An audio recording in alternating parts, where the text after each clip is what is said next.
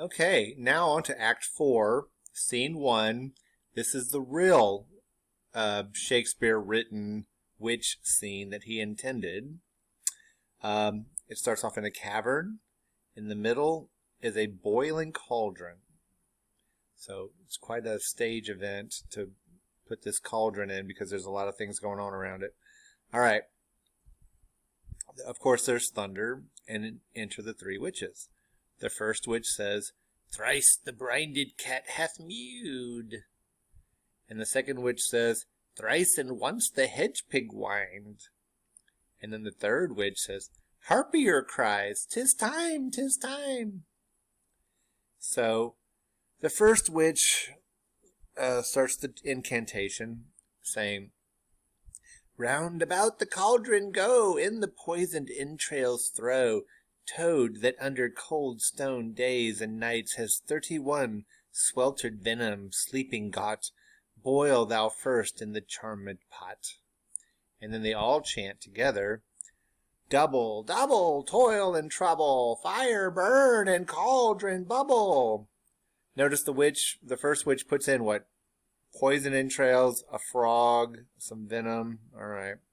Second witch, "Fillet of a finny snake, in the cauldron boil and bake.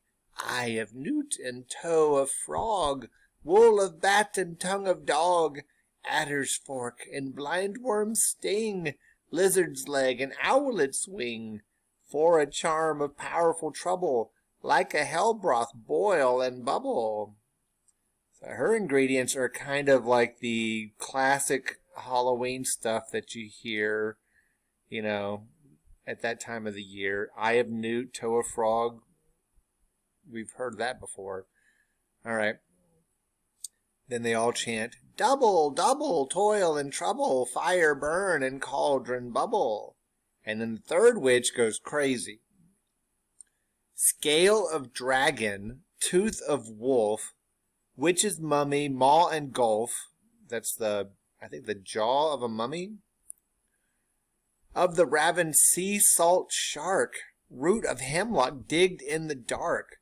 Liver of a blaspheming Jew, gall of goat, slips of ewe, silvered in the moon's eclipse, nose of Turk," that's a person from Turkey, "and Tartar's lips, finger of a birth-strangled babe, ditch delivered by a drab. Make the gruel thicken slab, add thereto a tiger's chaudron for the ingredients of our cauldron." Because, there's so many words that rhyme with cauldron, so that he has to use chaudron. So we're getting into human body parts here. They keep getting grimmer and grimmer. So what exactly are they, trying to make a potion for? What's the purpose? We'll find out in a little bit. "Double, double, toil and trouble, fire burn and cauldron bubble." Notice it's not iambic pentameter. Find out what it is. That would be a good blog post. And then the second witch says, "Cool it with a baboon's blood, then the charm is firm and good." I guess back in Shakespeare's day, blood rhymes with good. Enter Hecate, the goddess of witchcraft, to the other three witches. "Oh, well done! I recommend your pains, and every one shall share in the gains. And now about the cauldron sing, like elves and fairies in a ring, enchanting all that you put in." And then there's music. Typically the song Black Spirits would be played, and they sing and dance around the cauldron, and then Hecate leaves. And then they settle down a little bit, and the second witch says, "By the pricking of my thumbs, something wicked this way comes. Open locks, whoever knocks."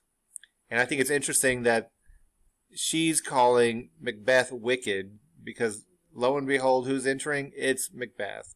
And so, the witches calling somebody else wicked is kind of I don't know, escapism. All right, Macbeth shows up, and he is proud and haughty, and he's got his head up, because he's the king now. So he thinks he can command the witches. So he's all like, "How now, you secret black and midnight hags? What is it you do?" So he's bossing them around. He's like, "Tell me what you're doing." a deed without a name. I conjure you, he says, by that which you profess, however you come to know it, answer me.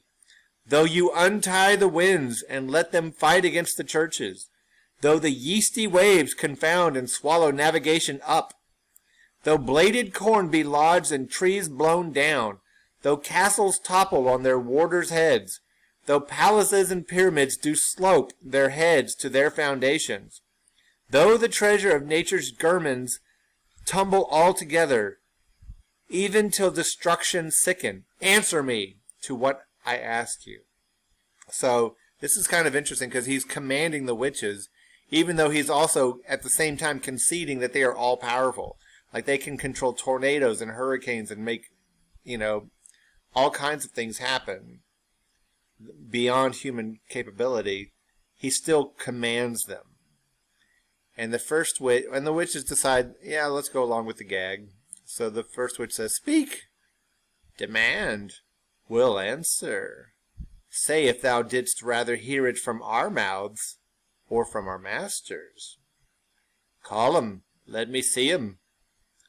Pour in sow's blood, that's female pig blood, that hath eaten her 9 pharaoh, that means has eaten her 9 children. Grease that's sweatin' from the murderers, give it throw into the flame. Come high or low, thyself and office deftly show. Then there's thunder, and then an apparition comes out of the cauldron. It looks like a soldier with a helmet on. And Macbeth says, tell me, thou unknown power. And the first witch is like, he knows thy thought. Hear his speech, but say thou naught. And the first apparition, the helmeted warrior, says, Macbeth, Macbeth, Macbeth! Beware Macduff! Beware the Thane of Fife! Dismiss me! Enough! And then it goes back into the cauldron. And Macbeth is like, whatever thou art, for thy good caution thanks. Thou hast harped my fear aright, but one word more. He will not be commanded. Here's another, more potent than the first. Then there's thunder, and then a second apparition comes out, and this one looks like a bloody child, and says, Macbeth, Macbeth, Macbeth! Had I 3 ears, I'd hear thee. Be bloody, bold, and resolute. Laugh to scorn the power of man, for none of woman born shall harm Macbeth. And then it descends back into the cauldron. He's saying, no one born of a woman can harm Macbeth. So think about this. How is it possible not to be born of a woman? If you can figure this out without looking it up, then you're a genius.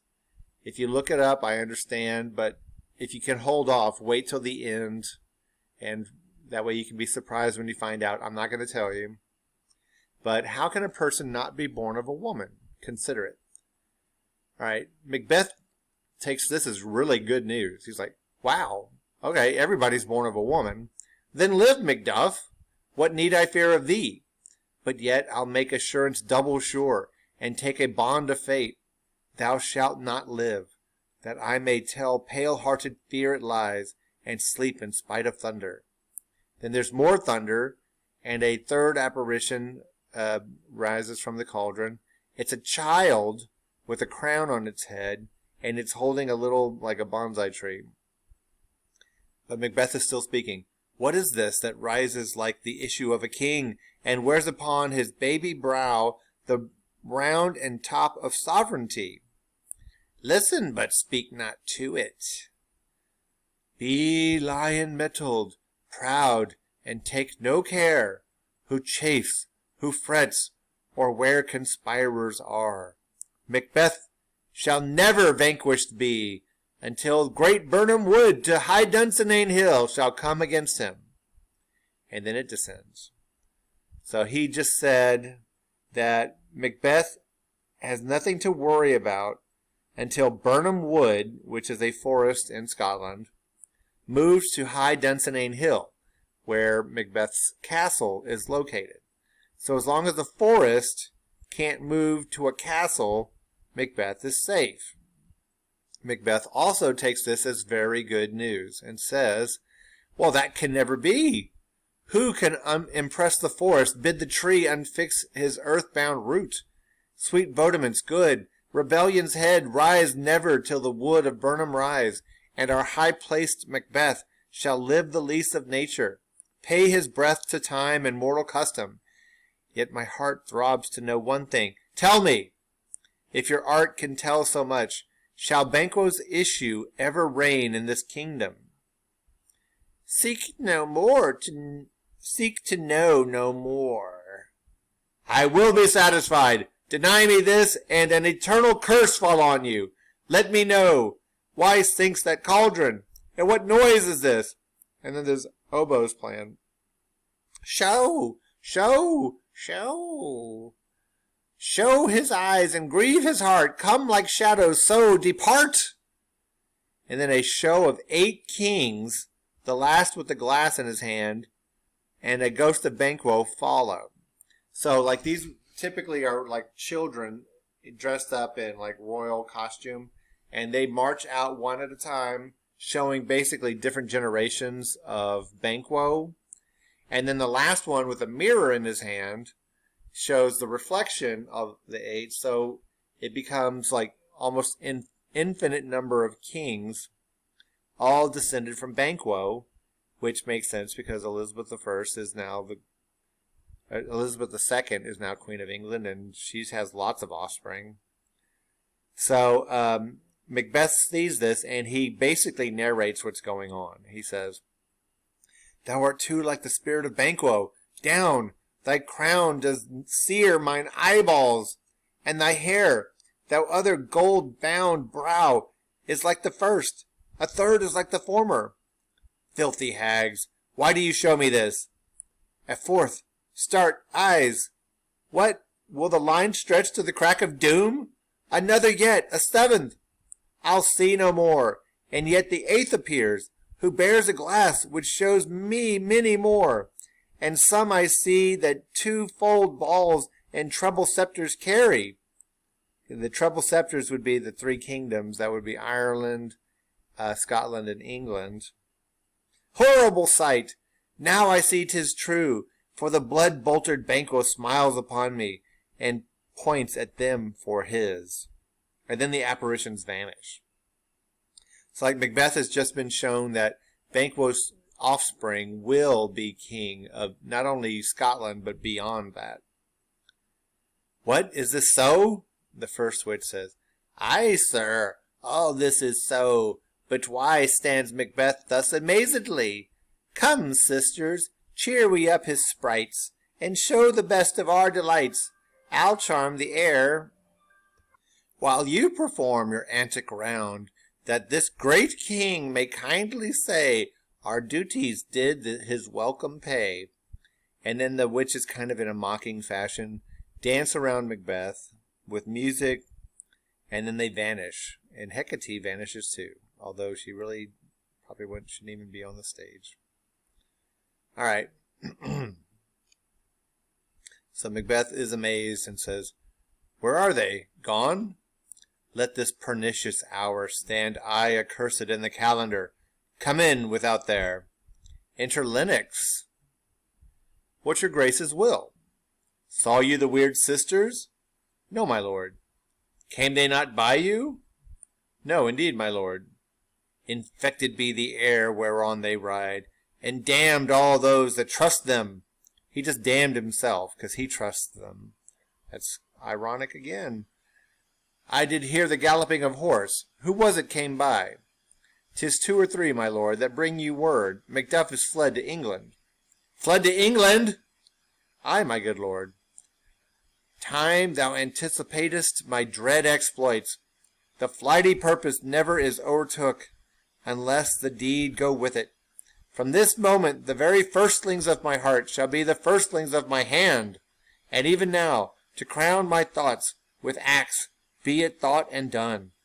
The castle of Macduff I will surprise, seize upon Fife, give to the edge of the sword his wife, his babes, and all unfortunate souls that trace him in his line. No boasting like a fool. This deed I'll do before this purpose cool.